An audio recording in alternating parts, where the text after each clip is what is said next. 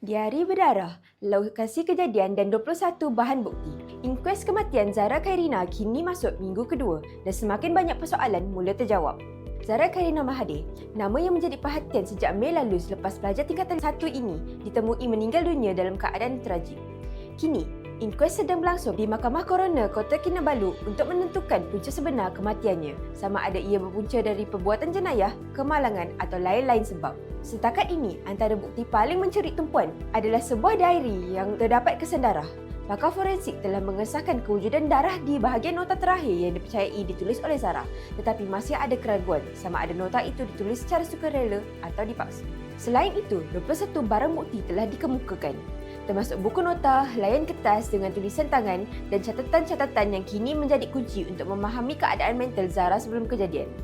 Hari keempat inkues pula menyaksikan 2 doktor dari Hospital Queen Elizabeth akan dipanggil memberi keterangan bersama 2 guru dan 2 pengawal forensik. Malah mahkamah juga merancang untuk membuat lawatan ke lokasi kejadian bagi memahami sendiri bagaimana insiden ini boleh berlaku. Tetapi apa yang lebih mengejutkan, terdapat cubaan sesetengah pihak menyebarkan gambar dan kandungan bahan bukti di media sosial termasuk catatan dalam diary Zara. Ini mendorong mahkamah mengeluarkan amaran keras.